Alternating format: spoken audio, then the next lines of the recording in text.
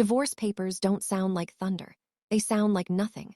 A dry, papery whisper, like a grocery receipt sliding across a cheap counter. That is the sound of your marriage ending, not a crash, not a scream, a whisper. When Daniel threw them at me, the corner caught my cheekbone. I felt it before I saw it. A sharp little sting, like the world flicking me. I brought my fingers up. When I pulled them away, there was a tiny smear of red, a paper cut. From my own divorce papers. I almost laughed, almost. Daniel was already stepping back. He had his coat draped over one arm, camel hair perfectly pressed. His leather shoes made that sound on the kitchen floor. That precise, measured click of a man who knows exactly what his time is worth. $300 an hour, billable. I was not billable. I was standing at the kitchen sink in a bleach-stained t-shirt. My hair was a knot on top of my head. I smelled like dish soap and yesterday's coffee. He did not look at my face. He looked somewhere near my collarbone, like even that was more than I deserved. There was a thick envelope on the counter between us. The word dissolution sat in bold black letters at the top. I stared at it. The faucet dripped. Plip, plip, plip. "You haven't left this apartment in 4 days," he said. His voice was calm, flat, like he was reading from a list. "You are completely stalled. I am building a future, Eleanor. You are evaporating." Eleanor. He used my full name. He only used my full name now when he was done. "Need a partner," he said. "Not a dependent." I reached for the envelope. My fingers were trembling. "Joking," I said. The floor was sticky under my bare feet. I had meant to mop it yesterday. "I talked to Dr. Evans," I said. "You promised we would call together on Tuesday." He let out a short, sharp breath through his nose. "Already signed my portions. You just need to review the asset division. It's more than fair. More than fair." He was leaving me the Honda. He was covering the lease through January. More. Then, fair. Daniel turned. He walked toward the door. His footsteps didn't slow. They never did. "Have your lawyer look it over," he said, not turning around. "If you can afford one. Not just sign them. My assistant will pick them up on Friday." Door closed. I stood in the kitchen for a very long time. The faucet kept dripping. The envelope sat on the counter. I didn't open it. Not yet. I just stood there with my wet hands hanging at my sides, and I waited to feel something. I waited for the sob, for the collapse, for the cinematic fall to the floor. Nothing came. My chest was hollow, scraped clean. I looked at the blood on my thumb. I brought it to my mouth, copper and salt. And then, very slowly, I bent down and picked up the divorce papers off the floor. I did not cry that day, or the next. The apartment began to smell. Sour milk and dust, and the faint ghost of the candles Daniel used to light on Sunday evenings. I slept on the sofa. The king-sized bed in the bedroom felt like an ocean I was not allowed to cross. I wrapped myself in an old fleece blanket that smelled like my dog. Percy had been gone for 2 years. The blanket still smelled like him. I held it like a child holds a toy. The divorce papers sat on the kitchen counter next to a rotting banana and a stack of unpaid bills. Every time I walked past them, my cheek throbbed. The paper cut had healed into a thin red line. A tiny scar. I started to think of it as a mark, a stamp. His parting gift. On Thursday morning, I finally got dressed. It took me 40 minutes. I stood in front of the closet and stared at the clothes Daniel had bought me. The silk blouses, the structured blazers, the things I had worn when I was his wife and he was proud to be seen with me. I closed the closet. I put on a coat I had owned since graduate school. Drab charcoal gray, missing 2 buttons. A faint stain near the hem that I could never quite identify. I shoved my bare, unwashed feet into scuffed loafers and walked out into the hallway. The lobby smelled like boiled cabbage and floor wax. I passed the brass mailboxes. I hadn't checked the mail in a week. I fished the key from my pocket. It stuck, as it always did. I jammed it and jiggled it, and the small door swung open. Supermarket circulars. A final notice from the electric company. The envelope was bordered in urgent neon red. A postcard from a real estate agent offering to buy my home for cash. And then my hand brushed something else, something that did not belong, an envelope. But not like the others. This one was heavy, much heavier than a standard letter. The paper was not bright white. It was a thick, creamy vellum that felt almost like leather beneath my fingers. I turned it over. My name was written on the front in dark ink. The handwriting was formal, precise, like calligraphy but restrained. Eleanor Jane Weston, not Eleanor Mercer Weston, my maiden name. I hadn't used that name in 7 years. I stood in the lobby with the neon red electric bill in one hand and this impossible envelope in the other. The floor wax smell rose around me. I looked at the return address. It read, Office of Abernathy and Associates. There was no city, no street number I recognized, just a name and a telephone number. I put the other mail back in the box. I kept the vellum envelope. I carried it upstairs and set it on the kitchen counter. I sat down and looked at it for a very long time. I opened it that evening. I made myself a cup of tea first. The mug had a small chip in the handle. Daniel had never liked it. He said it looked cheap. I wrapped both hands around it and sat at the kitchen table, and I opened the envelope very carefully, because somehow I already knew. Whatever was inside had been waiting a long time. The letter was printed on the same thick vellum, 2 pages, single-spaced. The language was formal and dense, full of words like herein and pursuant and estate of. But the first line was plain. You are requested to attend a meeting at your earliest convenience regarding a matter of significant personal inheritance. Inheritance. I read the word 3 times. I had no inheritance. My mother had passed when I was 9. My father had died when I was 22. There was nothing to inherit, nothing that I knew of. I kept reading. The letter referenced something called the Weston Trust. It referenced documents held in sealed custody. It referenced a woman named Cecilia Weston, my grandmother, who had died as far as I knew before I was born, whose name had never been spoken in my house. Not once. My father had kept a photograph on his nightstand for years. A woman in profile, dark hair, a composed, distant look in her eyes. I had asked him once who she was, he had said. Someone I used to know. He had never said more than that. I set the letter down. I picked up the telephone number. I dialed. It rang twice. A woman answered. Her voice was smooth, professional.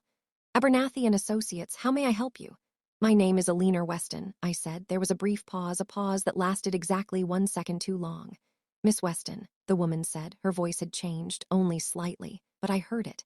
Mr. Abernathy has been expecting your call. I will schedule you immediately. Would tomorrow morning suit? I looked around my small kitchen, at the rotting banana, at the divorce papers, at the thin red line on my cheekbone reflected faintly in the dark window. Yes, I said. Tomorrow morning would suit. I barely slept. I lay on the sofa with Percy's blanket and stared at the ceiling and tried to make sense of something that refused to make sense. At 6 in the morning, I got up. I showered. I washed my hair. I stood in front of the mirror and looked at my face. The cut on my cheekbone was just a thin line now, almost healed.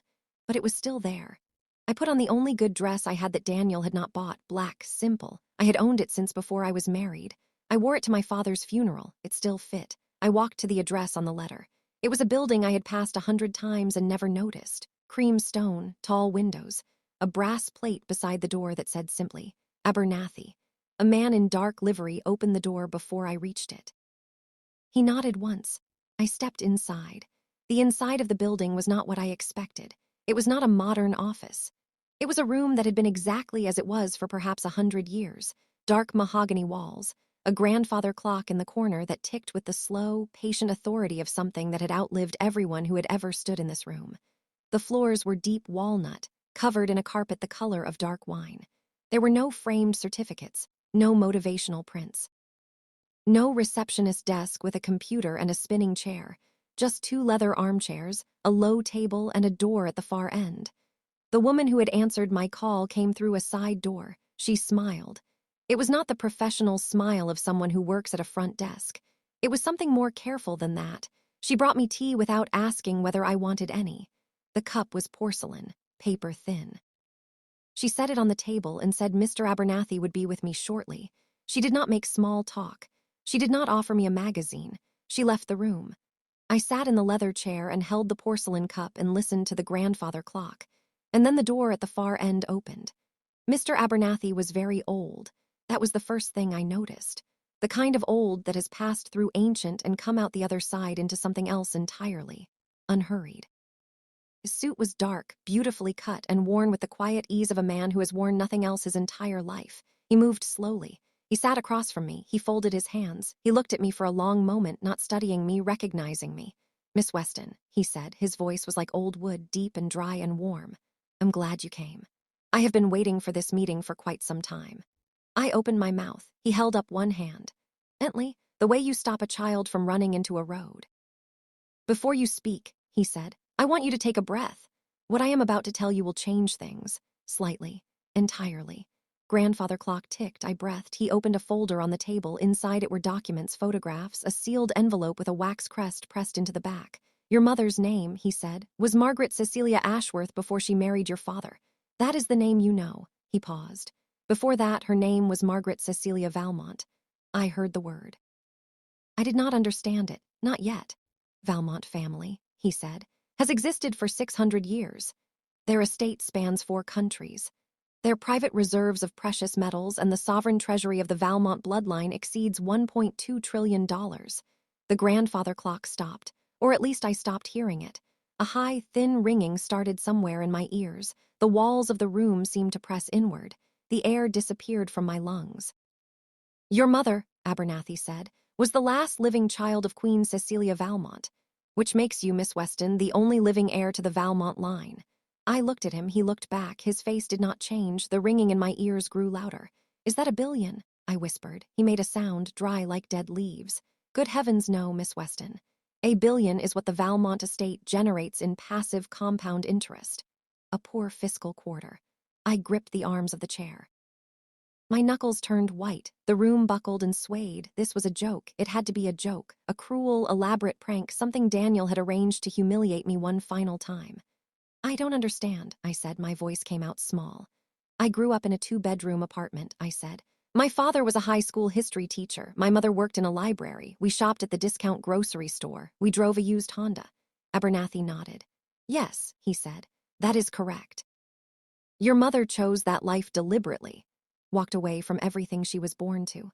Chose your father. She chose anonymity. She chose love over legacy. He paused. She did not, however, choose to sever the line. You cannot sever a bloodline, Miss Weston. You can only delay its recognition. I felt the nausea roll through me, heavy and acid. My hands shook. I gripped the chair harder. I was trying to anchor myself to something solid, something real. The cut on my cheekbone throbbed. This is not real, I said. I understand it feels that way, he said. I assure you it is. He slid a photograph across the table, a woman in profile, dark hair, a composed, distant look in her eyes. I knew that photograph. I had seen it on my father's nightstand for 15 years. Queen Cecilia Valmont, Abernathy said softly. Your great-grandmother. I stared at the photograph, my throat closed. She died 6 years ago, he said, at 104.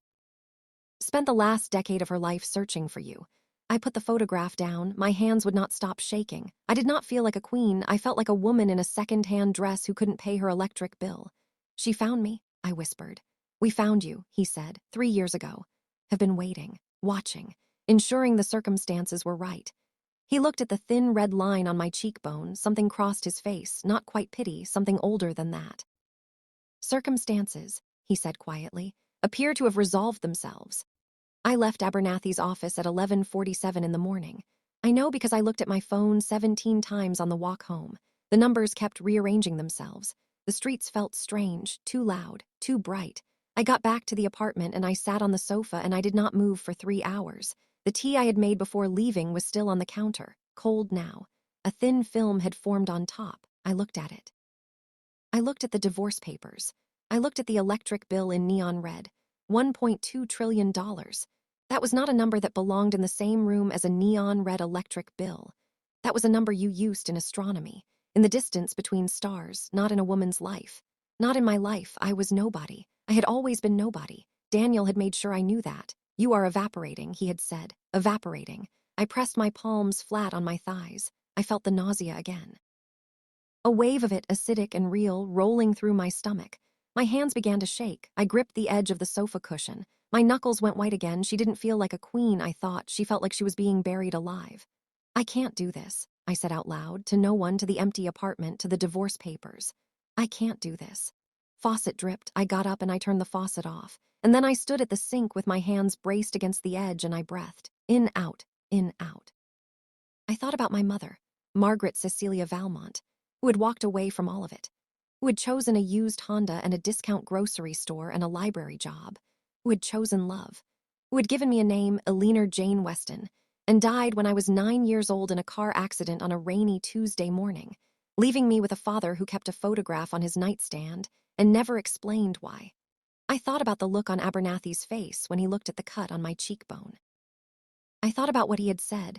The circumstances appear to have resolved themselves. Something moved in my chest, very slowly, like a door barely ajar being pushed open by the wind. I straightened up. I looked at my reflection in the dark kitchen window, the second-hand dress, the scuffed loafers, the thin red line on my cheekbone. You didn't break, I said to her, to the woman in the glass. I didn't know yet that those were Abernathy's words. Words he would say to me again later when I was ready to hear them properly. But I said them first to myself in the dark kitchen with the faucet dripping. You didn't break.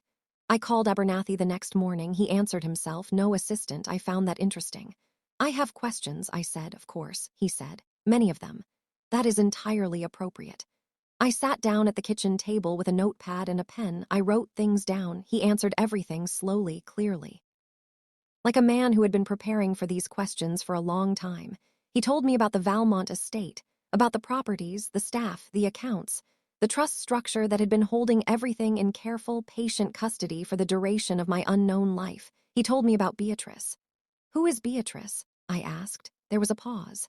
Beatrice is the current acting custodian of the Valmont household, he said. She is 91 years old. Was your great-grandmother's personal secretary for 67 years. She has been waiting to meet you longer than almost anyone. Asked me to tell you, he said, that she has kept your great-grandmother's rooms exactly as they were. I wrote that down. I stared at what I had written, your great-grandmother's rooms. There is something else, Abernathy said. His voice was careful now, the way you carry something fragile. There is a matter of formal recognition, of return. Valmont household has requested that you come, he paused, when you are ready. There is no pressure. I will tell you, Miss Weston, the staff at the main estate has been advised. They have been waiting. Some of them have been waiting for 30 years. I put the pen down. I looked at the divorce papers on the counter, at the neon red electric bill, at the second-hand coat hanging by the door. Much time do I have? I asked, to decide. Abernathy was quiet for a moment. Convoy, he said, can be arranged within 72 hours. Convoy, what does that mean? I asked. The convoy. It is a formality, he said. A tradition of the Valmont family. When the heir returns, they are not collected quietly. It is not in the family's nature to do things quietly. I almost smiled. What does it look like? I said. He cleared his throat. There was something in it that might have been warmth. 12 vehicles. He said, lead car an armored Rolls-Royce in the family silver. Outriders on motorcycles. Staff will fly ahead. There will be personnel from the household security team, a senior member of the family's private legal team, and a personal attendant assigned to you. He paused. It is, traditionally, how the Valmont family brings their people home. I sat very still. And I am their people, I said. You are, said Abernathy. You are the people. I picked up the pen again. I looked at the thin red line on my cheekbone in the dark window. 72 hours, I said. I'll be ready. Abernathy sent someone to me that same afternoon. A woman named Sylvie. She was perhaps 35, dark hair, cut short and very clean. She wore a simple navy suit and carried a slim leather case. She introduced herself quietly at my door. She did not look at the apartment with surprise or pity. She looked at it the way a doctor looks at a waiting room. She sat down. She opened the case. She explained, calmly and without drama, that it would not be appropriate for me to remain at this address any longer, not because of the address itself, but because of what was coming. There were security considerations, logistical ones. The Valmont name, once activated, would draw attention. She had arranged a suite at a hotel for the next 72 hours, until the convoy arrived. I looked around the apartment, at the sofa where I had been sleeping, at Percy's blanket, at the divorce papers. Can I bring the blanket? I asked. Sylvie looked at the faded fleece. She paused just half a second. Of course, she said. I packed one bag. It took 11 minutes. That is how little I had. The hotel was not like any hotel I had ever stayed in. It was 23 floors above the city, and the elevator was paneled in pale oak, and the floors in my suite were heated marble. Sylvie showed me the rooms. The sitting room with its view of the skyline. The bedroom with its mountain of white pillows. The bathroom, which was larger than my apartment's living room. She showed me how to use the room service menu. She set Percy's blanket on the foot of the enormous bed herself, without comment, without a smile that made me feel small. Just set it there, carefully. Then she said she would be in the adjoining room if I needed anything, and she withdrew. I stood in the center of that vast white suite, and I did not know what to do with my hands. I ran a bath, a real bath, with water so deep it covered my shoulders. I sat in it until the water went cold.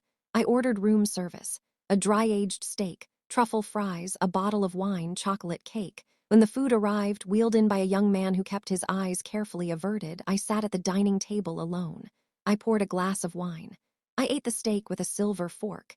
It was the best thing I had ever tasted, not because of the food, because I was eating it alone, by choice, because no one was telling me it was extravagant or unnecessary, or that I didn't deserve it. I sat at that table in a hotel robe with my hair still damp and Percy's blanket on the bed, and I ate every single bite. And for the first time since the divorce papers had hit my face, I did not feel like I was falling. I felt like I was finally standing on solid ground. On the second day, Sylvie knocked on my door at 9 in the morning. She was carrying a garment bag. Inside it was a dress. Simple, cream. The fabric moved when I touched it like water. "There is no obligation," she said, "but there are appointments this morning if you would like to go." "What kind of appointments?" I asked. "Preparation," she said. I wore the cream dress.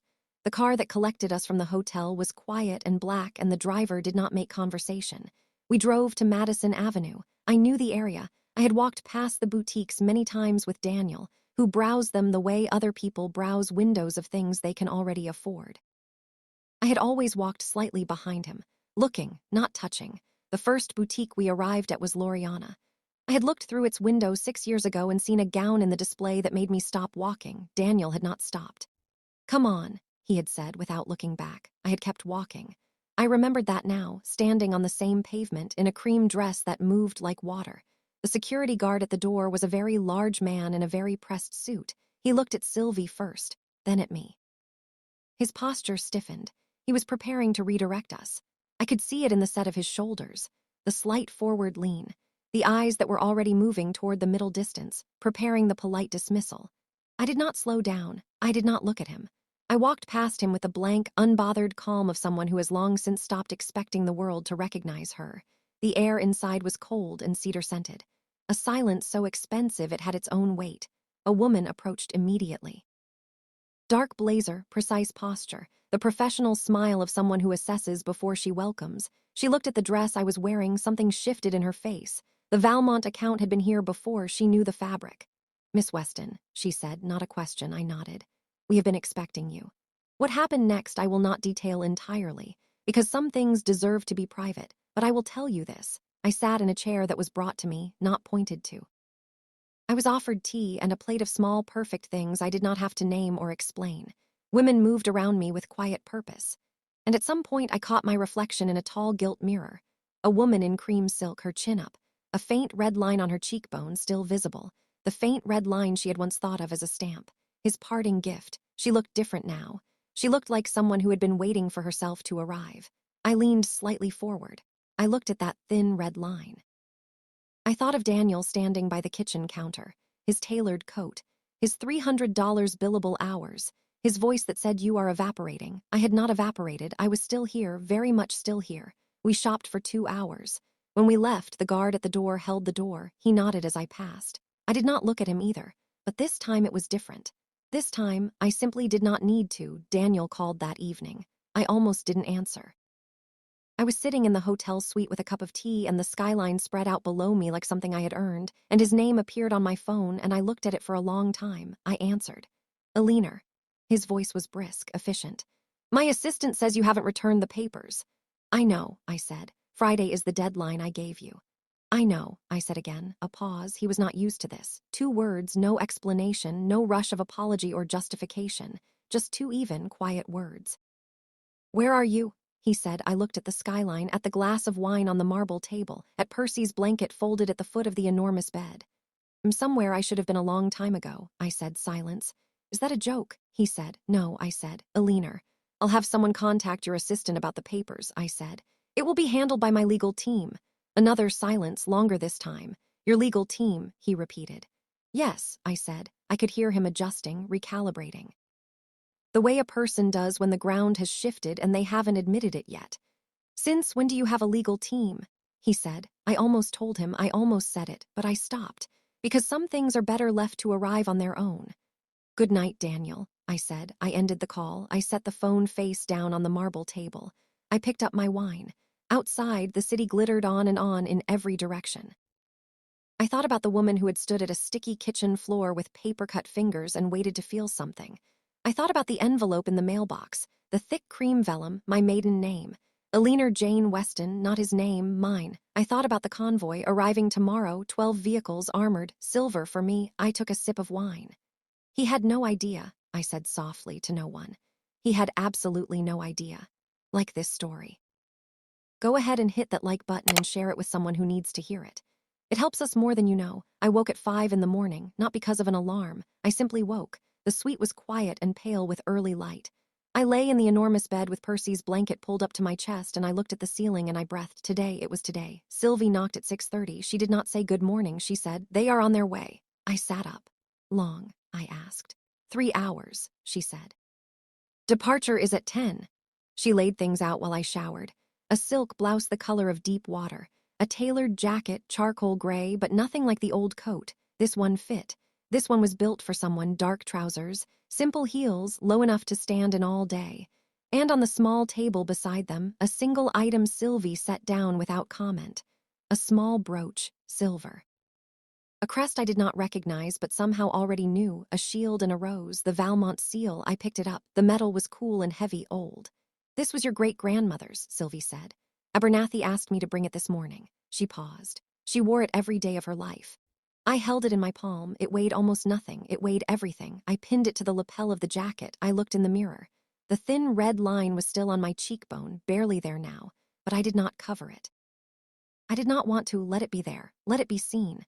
It was mine too. We went down at 9:50. Sylvie walked slightly behind me.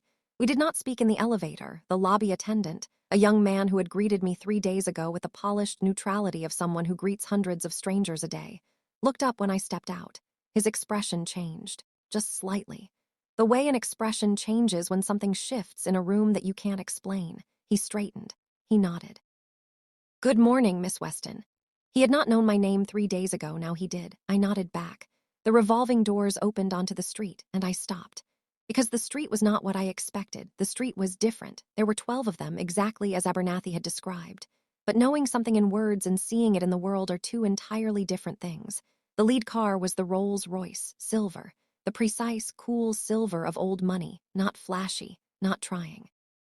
Just undeniably, immovably itself.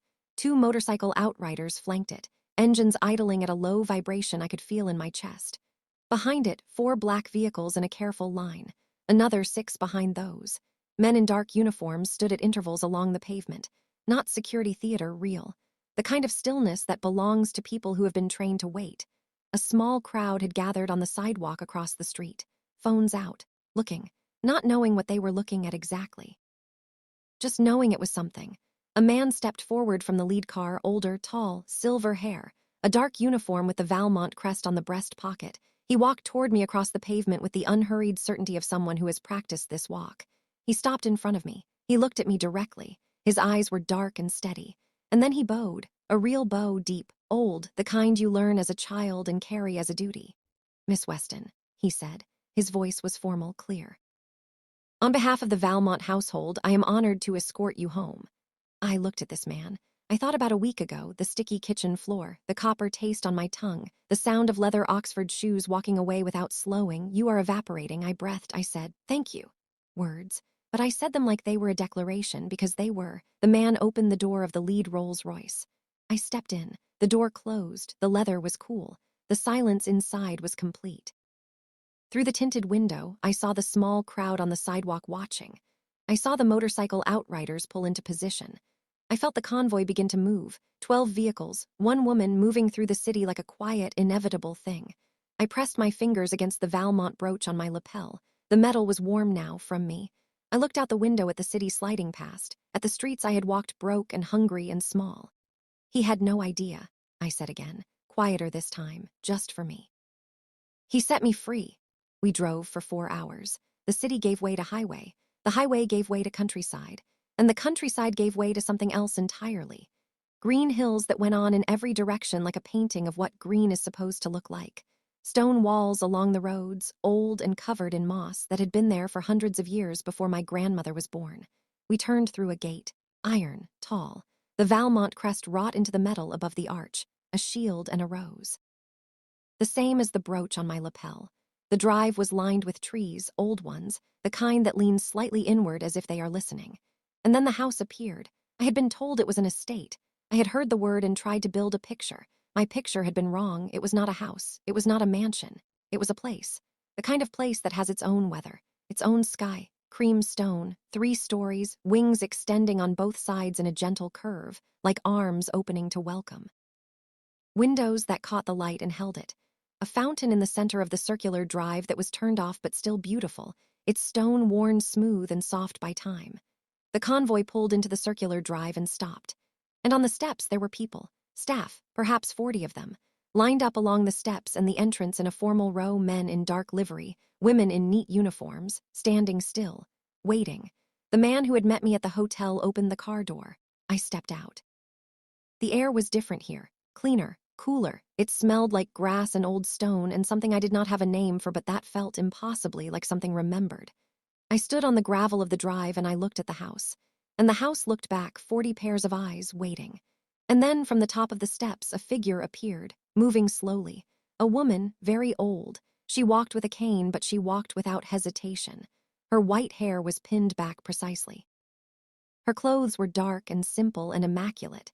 She made her way down the steps one at a time. The staff did not move. No one spoke. She crossed the gravel toward me. She stopped 2 feet away. She looked at my face. She looked at the brooch on my lapel. Her eyes filled. She did not let the tears fall, but they were there. "I am Beatrice," she said. Her voice was old and clear, like a bell that has been rung so many times it has found its perfect note. "I served your great-grandmother for 67 years. She looked at me. Her eyes moved over my face the way you look at something you have been waiting a very long time to see. "She told me once," Beatrice said, "what you would look like. Said you would come in looking like you had been through something. Said that was how she would know. Valmont women always come in looking like they have been through something." She paused. "Because the ones who have been through something," she reached out. With one thin, steady hand, she touched the brooch on my lapel. The one that had belonged to my great-grandmother, the one worn every day of her long, deliberate life.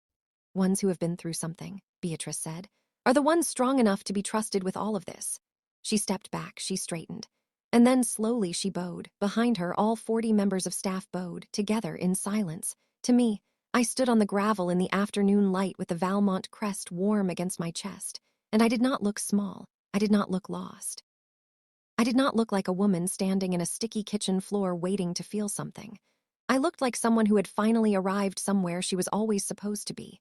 Abernathy was inside. He was sitting in a room off the entrance hall. A room with tall windows and afternoon light and a grandfather clock exactly like the one in his office.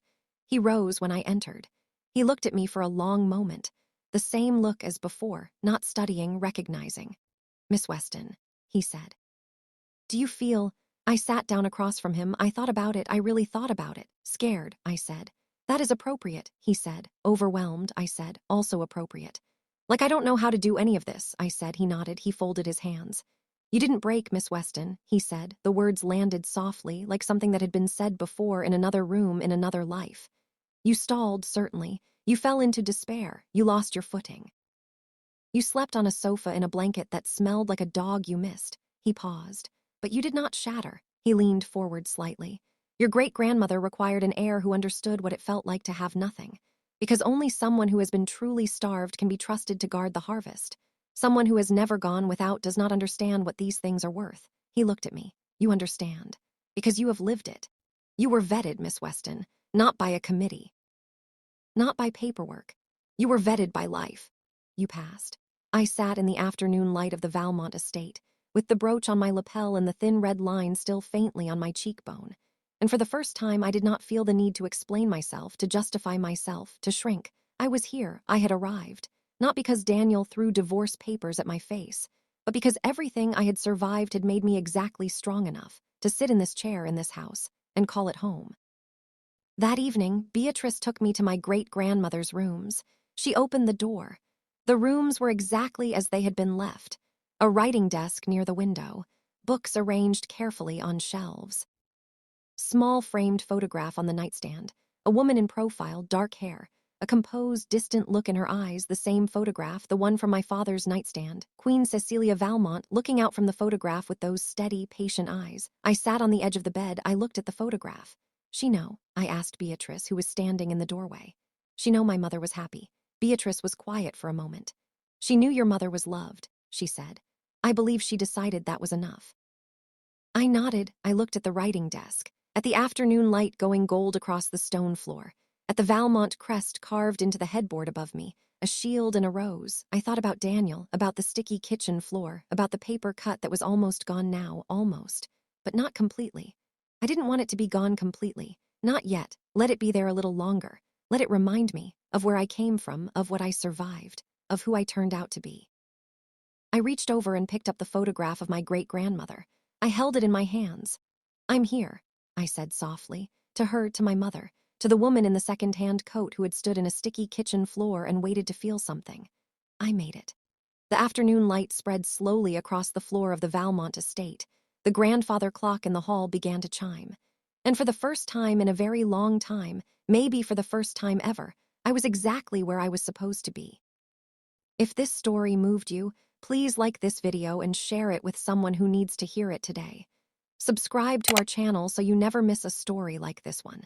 And tell me in the comments, have you ever lost everything only to find out it was leading you somewhere better? I read every single one. You are not alone.